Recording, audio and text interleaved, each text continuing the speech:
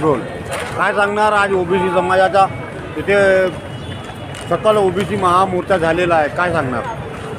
आजचा जो मोर्चा होता हे एक क्रांतीची चाहूल समजा की आज पहिला मोर्चा असा आहे नागपुरामधला भव्य दिव्य ओबीसीचा मोर्चा आहे. कारण हे कसं आहे की द्यायचं काही नाही उठाठ फुकटची करायची हे या शासनाचं धोरण आहे.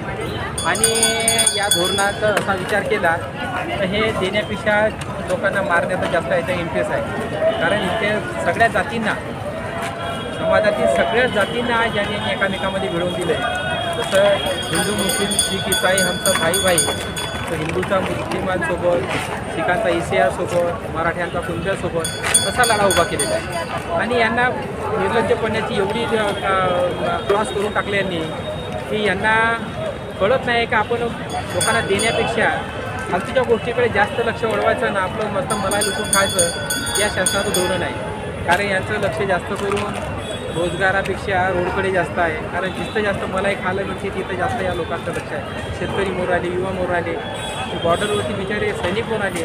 कुठल्याच प्रकारचं यांचं धोरण म्हणजे असं बहुजन समाजासाठी बहुजन समाजाचं जे धोरण आहे जे बहुजन हित आहे बहुजन सुख आहे हे याच्या विरुद्धात बिलकुल चालत आहे. आणि त्याप्रमाणे हा समाज हा पूर्ण म्हणजे आता म्हणजे वडघाईस आलेला आहे. आता क्रांतीची एक ज्योत सुरू झाली असं समजा आणि त्या ज्योतीतून एक नवीन तरी क्रांती होणार हे मात्र निश्चित आहे. कारण या भारताची एक पहिली आता चालू समजा कारण ह्या 18 पगड जाती आणि म्हणजे त्याच्यातला हा ओबीसीचा बांधवचा 200-356 जाती या समाजामध्ये ओबीसीमध्ये येत असतात. परंतु विनाकारण यांनी रचलेले षडयंत्र आहे त्या षडयंत्राला सगळा समाज बळी पडत चाललेला आहे.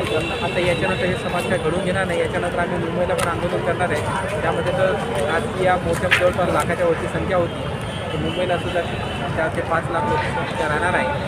हे आता यामधून मोठं एक तुम्हाला त्यांना मॅसेज आहे की आणि या समाजात ठरवलं की आपण करा नाहीतर 2 पैकी 1 उपाय राहिलेला.